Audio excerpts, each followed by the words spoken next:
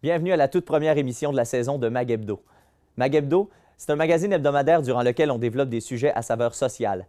D'ailleurs, cette semaine, on va parler de la médecine alternative, alors que je m'entretiens avec la fondatrice de l'école L'Art de vivre Pourrouchat, Madame Cécile Pourrouchat-Hontois, et Maude Grenier et Philippe Aubé de la clinique Ostéopathie Lac-Saint-François.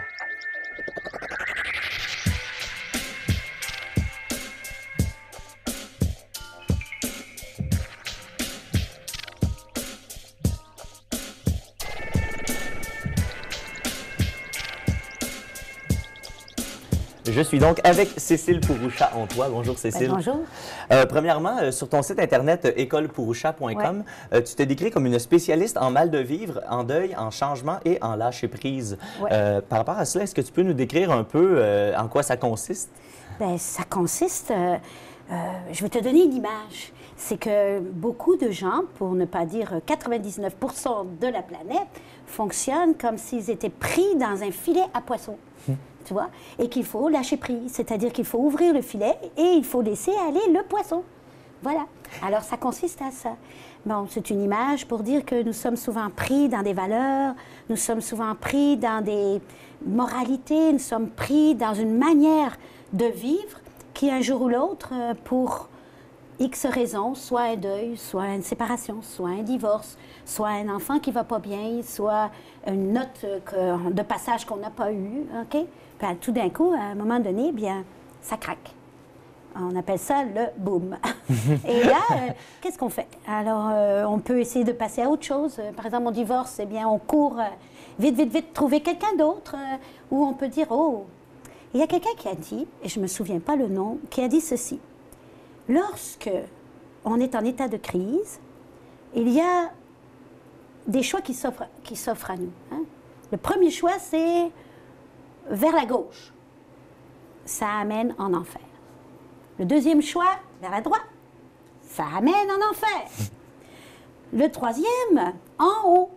Où est-ce que ça amène, Mathieu? Au paradis? Non! Non, en enfer encore, on est pris. Et si on va en bas, où est-ce que ça amène? En enfer, je suppose. Tu es logique. Je commence à comprendre. Tu es logique, tu es logique. La seule manière de faire, lorsqu'on est en état de crise, c'est normalement de s'asseoir au milieu de notre cercle de crise.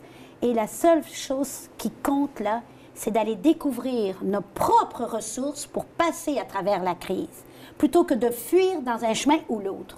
Alors moi, j'offre l'occasion aux gens, par toutes sortes de procédés, si tu veux, l'écoute active, le reflet, les formations et tout ça, j'offre aux gens la possibilité de dire, je veux faire un arrêt, plutôt qu'aller partout, puis aller en enfer et recommencer ce que j'ai déjà fait et qui n'a pas marché. Puis je vais donc faire un arrêt, je vais me questionner vraiment sur ce que je veux dans ma vie, puis je vais aller voir mes valeurs à l'intérieur, puis qu'est-ce qui me supporte. Et je vais découvrir ma capacité de résilience. Et comment ça a commencé? D'où vous venez? Comment vous en êtes arrivé à ça? Bien, la première chose, c'est que ça a commencé parce que je suis moi-même une personne qui a vécu un gros trauma. Lorsqu'elle était jeune, j'étais une personne battue, enfermée. Et bon, quand je suis sortie de là, bien, il faut suivre des cours. Et on ne guérit pas comme ça. Donc, j'ai déjà ce cheminement. Ensuite de ça, je suis professeure en enfance inadaptée, exceptionnelle, en enfance exceptionnelle, dite exceptionnelle, et où j'ai appris qu'il ne faut pas regarder les dossiers. Il faut regarder l'enfant et ses capacités. Parce que sinon, on ne mise sur rien. On va miser sur une éducation qu'on dit il faut comme ci, il faut comme ça. Mais au fond, il ne faut pas comme ci, il ne faut pas comme ça. Il y a un enfant qui a des possibilités, puis il faut l'amener vers ses possibilités. Alors, j'ai travaillé 16 ans en professeur en enfance inadaptée, dans la commission scolaire, à différents niveaux. Et ensuite, j'ai monté moi-même ma propre école. Donc, je suis sortie du système scolaire et j'ai offert mes services. Et ces services-là s'offrent, vous parlez que vous avez travaillé avec les enfants, mais ces services-là, vous avez élargi ça à tout le monde? Oui, c'est-à-dire que j'ai été chercher une maîtrise sur les deuils et les passages obligés de l'Université du Québec à Montréal, notamment sur les suicides au niveau des adolescents. Et aussi, ça m'a posé la question à savoir pourquoi, par exemple, les hommes, lorsqu'il arrive un malheur comme un divorce, une séparation, ont tendance à aller vite, vouloir mourir. Alors, je me suis posé beaucoup de questions là-dessus. Et qu'est-ce que l'école offre, supposons que je veux Mathieu savoir arrive. qu'est-ce qui se passe. J'arrive à Ok. l'école. Qu'est-ce Eh qui se bien, passe? Bonjour Mathieu. Bonjour, Bonjour Cécile. Mathieu. Donc, on va d'abord t'interroger sur c'est quoi, qu'est-ce que tu veux, qu'est-ce que tu as besoin. Et puis, souvent, ben, les gens vont d'abord avoir un rendez-vous avec moi pour voir où les diriger. Mais ça dépend. Il y a des gens qui viennent au yoga pour le yoga, parce qu'on a offert du yoga, mais ça s'est développé. Parce que moi, je suis professeure de yoga depuis l'âge de 20 ans. Alors, quand les gens viennent et qu'ils sont en état de crise, ils sont dans un trauma, et je dis, ben, peut-être on pourra aller respirer un peu. Donc, associé à la thérapie ou à l'accompagnement que moi je donne, mais j'aime bien qu'ils aillent se reposer, se relaxer, parce que le corps a été touché. C'est ça, les médecines alternatives. On ne soigne pas simplement le mental, on soigne aussi le corps, car on est touché dans notre corps. Donc, les gens peuvent aller après au yoga. Ensuite, ils peuvent faire de la méditation, toutes ces médecines-là qu'on dit, qui font du bien au corps et à l'esprit. Donc, pour devenir quoi? Pour devenir maître chez eux.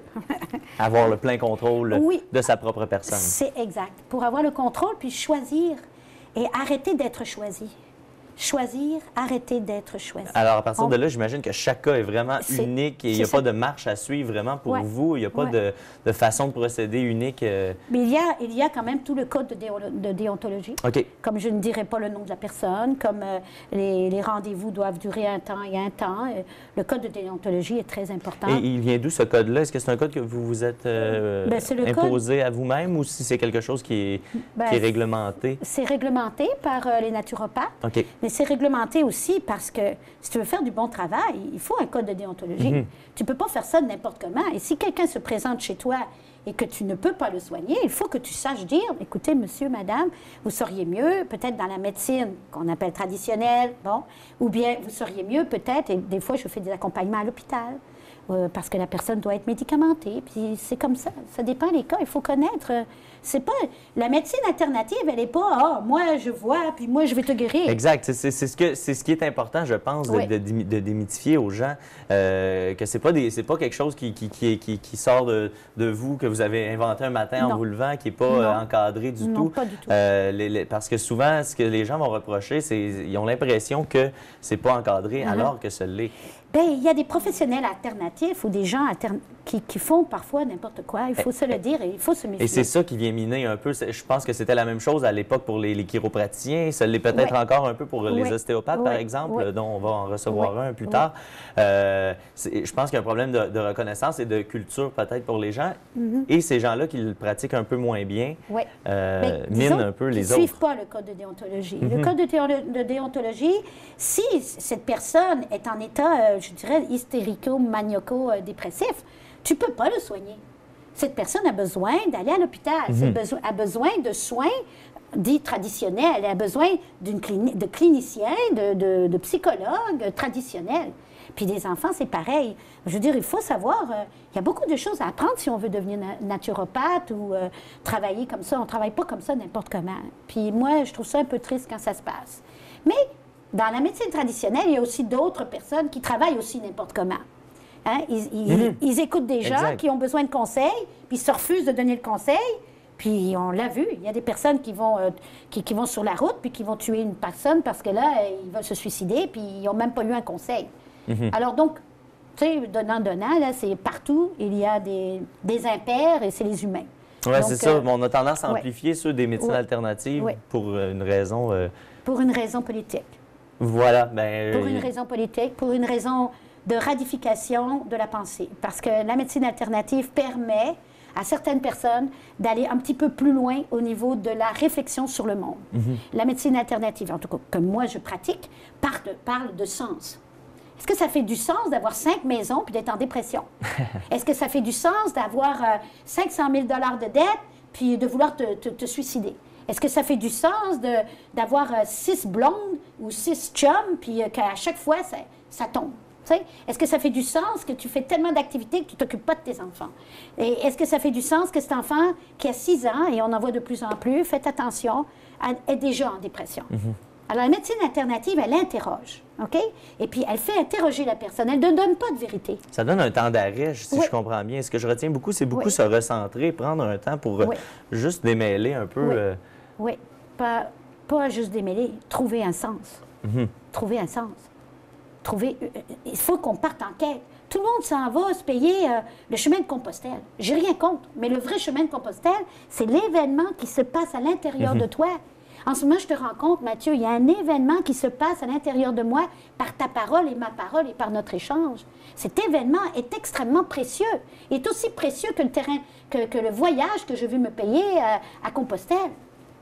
Tu comprends-tu? Oui, c'est pas le voyage en tant que tel, tant que l'expérience qui pourrait se retrouver ailleurs qu'à cet endroit-là. Oui, l'expérience de la vie à l'intérieur. Qui es-tu? Hein? Dans la médecine traditionnelle d'accompagnement, on dit qui es-tu? D'où tu viens et où tu vas? Réponds à ces 3 questions fondamentales, puis tu vas aller bien. Arrête-toi de temps en temps sur ton chemin de vie pour qui je suis, d'où je viens et où je vais. Puis tu vas voir tes transformations, tu vas devenir ton maître d'œuvre. Mais on reproche souvent aux médecines qu'on dit, que ça dit holistique, parce que c'est holistique au fond. On reproche qu'on a des idées toutes faites, mais non, justement. Normalement, c'est peut-être ça qui inquiéterait les gens, c'est qu'on n'en a pas de réponse. Vous êtes neutre à la base. On est neutre. Ouais. C'est la personne qui doit trouver, sur le chemin de l'accompagnement, elle doit trouver sa réponse. Mais je l'accompagne, je lui propose des formations, je lui propose de l'écoute, des rencontres personnelles, je lui propose toute une panoplie d'expériences, mais je lui propose surtout d'entrer dans l'expérimentation de sa propre existence. Tu comprends-tu? Oui, Puis oui. d'arrêter de se fuir, puis d'aller dans toutes sortes de chemins qui mènent en enfer. Ah, mais c'est une très belle conclusion, Ouais. puisque c'est malheureusement tout le temps qu'on a. Bien, voilà. Merci beaucoup, Cécile Bien. Pourouchat-Ontois. OK. Après la pause, nous allons recevoir l'ostéopathe Maude Grenier.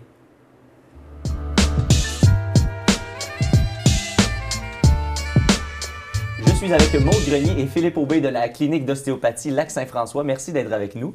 Ça fait plaisir. Tout d'abord, j'aimerais que vous me parliez rapidement un survol de ce qu'est la discipline de l'ostéopathie pour nos gens à la maison. Petit Philippe. Ah, c'est gentil. Ben, dans le fond, l'ostéopathie, c'est une médecine alternative qui cherche à régler toutes sortes de petits bobos de santé. Puis, notre façon d'intervenir, c'est avec des manipulations. On va utiliser nos mains, puis nos connaissances anatomiques, et puis pour aider les gens à retrouver un alignement dans le corps, quelque chose de bloqué, de trop tendu, qui peut à la longue amener des symptômes. Fait que notre job, c'est de réaligner, de débloquer, puis de détendre. C'est vraiment de reconstruire un peu ce qu'on a, les choses qu'on a pu se déplacer au fil du temps, de Oui. se ramener à un Oui. état pur, finalement. Exactement. C'est comme de la poterie, mais avec le corps humain.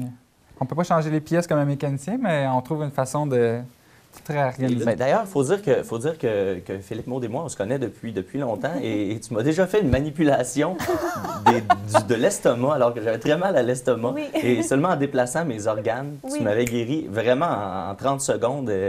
Oui. Et c'est pas des blagues, Non, non, c'est non. vraiment... Et je souffrais atrocement. Bien, c'est une des caractéristiques, disons, c'est vraiment un point unique, si on veut, de l'ostéopathie. Là. Les manipulations viscérales, il n'y en a pas beaucoup d'autres disciplines qui font ça. Puis les manipulations crâniennes aussi, que je n'ai pas parlé tantôt. Là. Mais pour les post-commotions cérébrales, les enfants, oui. Les bébés qui ont des fois la tête aplatie d'un côté parce qu'ils ont un petit torticolis, puis ils restent couchés ils font passer beaucoup d'heures dans la couchette. Fait que ça finit par écraser, puis des fois aussi parce qu'il y a des tensions dans le système digestif, ils vont pousser en extension. Fait que ça crée des blocages dans le crâne. Mais il y a plein d'autres choses qui peuvent causer des blocages dans le crâne. Là, mais en ostéopathie, on a la faculté de travailler la résilience du crâne pour que toutes les sutures du crâne, les os du crâne soient libres, qu'ils puissent prendre de l'expansion en grandissant pour qu'ils soient plus symétriques, puis éviter des problèmes par après de maux de tête, de migraines, de toutes sortes d'autres têtes reliées à... Et ça, c'est un volet qui est intéressant de pouvoir travailler. Vous travaillez avec des enfants à très bas âge. Ah oui. Et je pense que vous aimez ça, pouvoir prendre vos patients à cet âge-là parce qu'ils sont encore très malléables, si on veut. Oui, mais il n'y a pas d'âge pour avoir son premier traitement en ostéopathie. Là. C'est pas... je veux dire, c'est pas tous les enfants non plus qui ont des symptômes. Par contre, on suggère souvent un traitement après l'accouchement parce que l'accouchement en tant que tel, ça met beaucoup crâne. de pression sur le crâne. Puis, de toute façon, les mamans y apprécient aussi beaucoup là, parce que ça peut diminuer ou voire éliminer les problèmes de sommeil, régurgitation, colique. Et ça va aider au futur, Oui, pour toute au la vie, futur, en fait. on l'a acquis à ce moment-là. Le système immunitaire, les otites, toutes sortes de problèmes. Oui. On traite beaucoup d'enfants à la clinique. Ouais. On traite beaucoup de problèmes d'enfants chez des adultes aussi. Ça fait des années. Oui, oui, oui. Ça fait des années qu'ils sont bloqués dans le cou, ben non dans le crâne ou ben non dans le bassin, puis que c'est arrivé à l'âge de 20, 25, 30, 35, 40, 75, 115 ans. Les symptômes apparaissent, puis qu'on se retrouve à travailler les mêmes choses qu'on traite chez les petits bébés, Oui. mais avec un petit peu plus d'expérience. Et ça, c'est quelque chose que je me souviens qui est difficile à comprendre et à accepter en tant que patient. C'est une fois, je me souviens, j'avais mal à la mâchoire, ça me donnait mal à la tête, et là, vous m'avez traité aux hanches. Et ça, sur le coup, quelqu'un peut se dire, ben voyons donc, Oui, qu'est-ce qu'il est en j'ai mal train à la de faire, tête, là? tu me travailles le bassin. Et c'est quelque chose que j'ai entendu souvent chez des amis qui sont allés consulter un Oui. ostéopathe pour la première fois.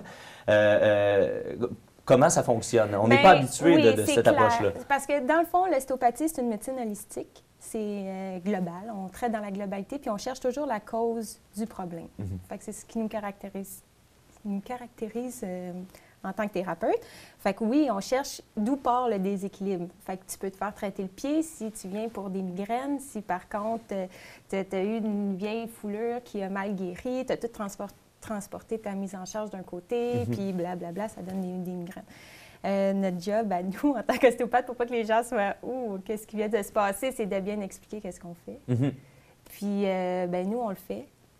À notre clinique, on trouve ça vraiment important que les gens savent pourquoi ils sont venus nous voir, qu'est-ce qu'on est en train de travailler, combien de temps ça peut prendre pour les traiter, qu'est-ce qu'on peut faire, qu'est-ce qu'on peut pas faire aussi, parce qu'on réfère beaucoup à d'autres types de professionnels. Oui, j'ai lu sur Internet que c'était d'ailleurs beaucoup une mission. Je pense que c'est important pour les ostéopathes, de ce que j'ai lu, de connaître bien ses limites et de savoir jusqu'où on peut se rendre pour ne pas nuire aux patients. Exactement. Parce qu'à un moment donné, quand on traite, bien, toutes les médecines peuvent avoir ce problème-là. Quand on traite dans la globalité puis l'ensemble, il faut se rappeler nos limites parce qu'à un moment donné, tu peux les oublier.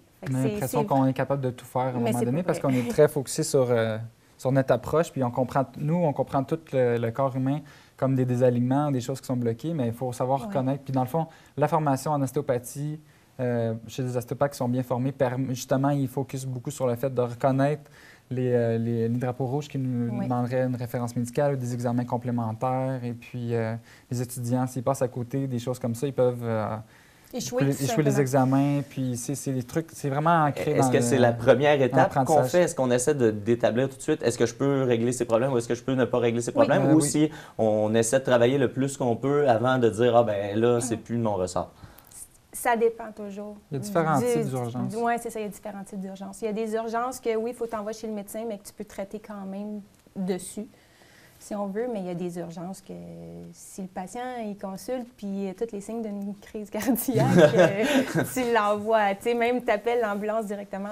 Bon, mais c'est un peu ça. Là, il y a vraiment une gradation, mais ça, on est formé pour savoir, justement, c'est quoi qui est de notre ressort, c'est quoi qu'il faut envoyer directement à l'urgence, qu'est-ce qu'il faut envoyer au médecin de famille, si ça prend un peu de temps, pas de temps, des fois c'est important, puis des fois ça ne l'est pas.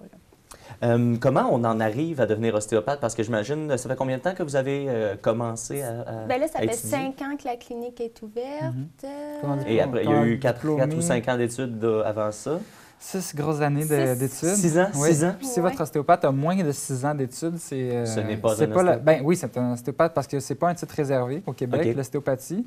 Donc, Mathieu, tu pourrais être ostéopathe demain matin si tu voulais. Je sais comme tel, il y a personne qui pourrait te poursuivre pour ça. Par contre, il y a quand même une association en particulier qui s'appelle Ostéopathie Québec.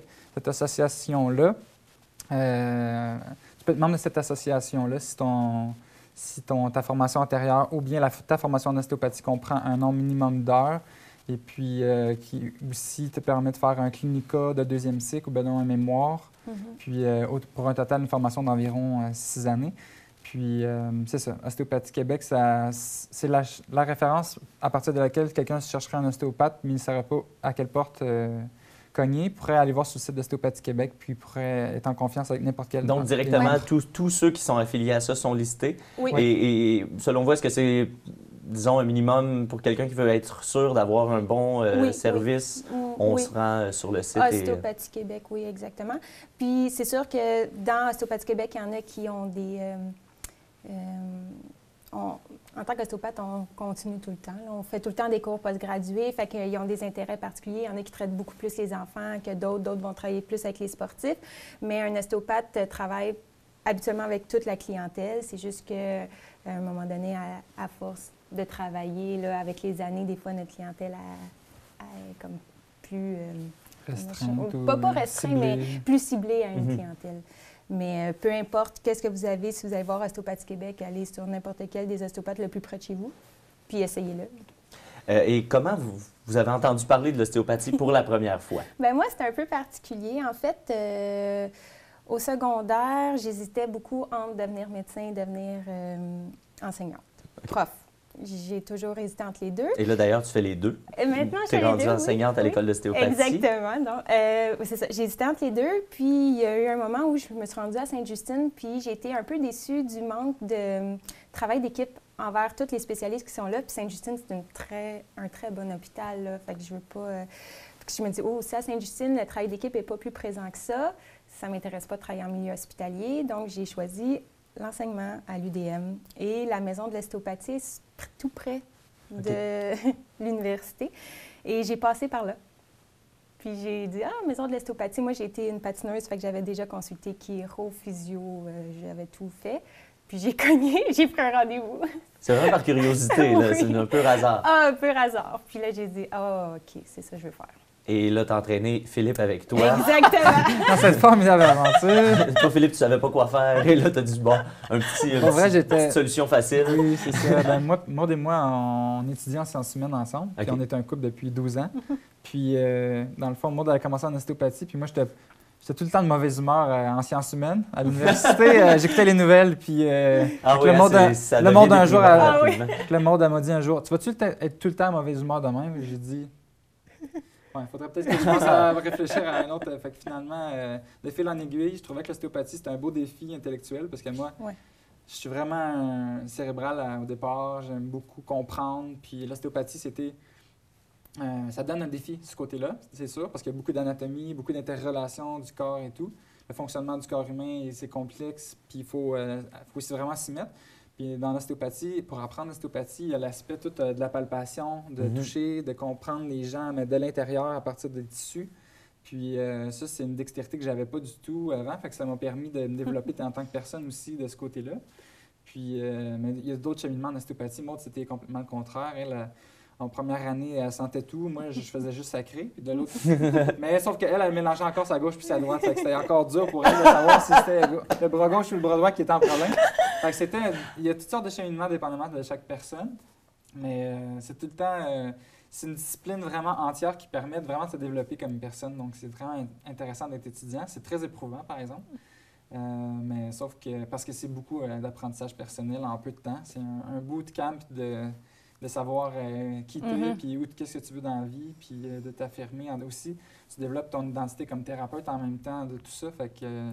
moi, j'ai eu la chance de vous côtoyer à ce moment-là, pendant ces études-là, et non seulement le sujet est très intéressant, mais ce qui m'a impressionné le plus, c'est justement le côté complet, le côté, il faut connaître tous les os, tous les organes, tout le système sanguin, tout de A à Z. Alors, c'est quand même un cours qui est très difficile. Il y a beaucoup de gens qui abandonnent, je pense. Oui, beaucoup d'abandon.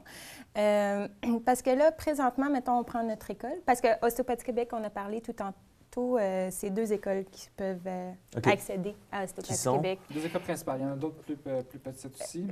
Mais il faut qu'ils fassent une demande. Mais disons, c'est le Collège d'études ostéopathiques de Montréal, qui est le CEO, puis le COC, qui est le Centre ostéopathique du Québec. C'est ça, exactement. Puis nous, on vient du CEO, du Collège d'études ostéopathiques. Puis lui, il offre 2 types de formations. Soit à temps partiel, mais le terme n'est pas bien choisi, disons, par séminaire pour les gens qui sont déjà des professionnels de la santé, puis un cours à temps plein qui est fait pour ceux qui sortent des sciences pures au cégep. Que vous avez suivi. C'est ça.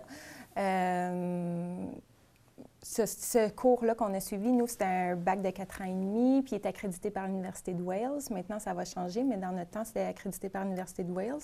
Par la suite, bien là, c'est le 2e cycle. Mais la formation est pratiquement similaire. Là. Ce qui change entre la formation par séminaire puis le temps plein, c'est beaucoup au niveau de la clinique. Les les gens qui font le temps plein ont beaucoup d'heures de clinique externe, de stage, tandis que par séminaire, comme ils considèrent que dans leur formation antérieure, ils en ont déjà fait beaucoup, ils en ont un peu moins. OK. C'est la différence, mais ça revient au même, au bout de la ligne. Là. Mais le programme commence par, justement, physiologie, anatomie, pathologie. C'est ce qu'on parlait tantôt qui nous aide à savoir si le problème s'adresse à nous ou on l'envoie à l'hôpital. On en a vraiment beaucoup d'heures. Neurologie. Ça, c'est tout avant de commencer avant de commencer. Le pied, le genou, la hanche, le bassin. C'est vraiment, des types de cours en ostéopathie, ça ressemble à ça. Oui. Puis après ça, rendu en 3e année, on a tous ces cours séparés-là. Là, on se retrouve confronté à un vrai patient qui a une vraie douleur. Puis là, il faut ramasser toutes les connaissances en un seul coup. Et... C'est ça. En plus de sentir, on a pratiqué tout séparé. Puis non, la clinique externe, justement, ça sert à ça. Il y a une clinique au collège de style ostéopathique où les étudiants de 3e et 4e année et 5e année sont en équipe pour se séparer la tâche dépendamment de leur niveau de formation, de ce qu'ils sont capables de faire. Puis ils apprennent sur le terrain en clinique externe. Puis c'est vraiment éprouvant pour certains et libérateur pour d'autres parce que dépendamment de ton type d'apprentissage, ça peut tout à coup faire sens et tout à coup perdre tout le sens. Oui, si c'est pas ce à quoi on s'attendait, on peut être complètement déboussolé. Exactement. Mais au moins, on est certain qu'à la fin de la formation, on a appris ce qu'il fallait dans les... En théorie et en pratique pour aider beaucoup de gens. Eh bien, merci beaucoup. C'est tout le temps qu'on avait. Qu'est-ce qu'on peut souhaiter pour l'ostéopathie? Que les gens soient mieux informés, que pour l'avenir, qu'est-ce que vous souhaitez qui arrive avec l'ostéopathie? C'est une bonne question. Justement, je pense qu'un ordre, ça serait intéressant. Pour le public. Pour le public. Pour mieux se retrouver, puis être certain d'avoir des traitements avec des personnes qui ont une formation adéquate, puis qu'il y ait le plus de gens possible qui rencontrent un ostéopathe sur leur chemin, des gens qui ont des symptômes, mais qui ne connaissent pas, mais qui pourraient se faire aider. Alors, on peut donner comme conseil peut-être d'aller voir, si on a un problème quelconque, juste d'aller voir une consultation. Juste d'appeler pour téléphone, on peut dire si on peut faire quelque chose. Eh bien, Philippe Aubé, Maude Grenier, merci beaucoup de la clinique d'ostéopathie Lac-Saint-François. Merci. Merci.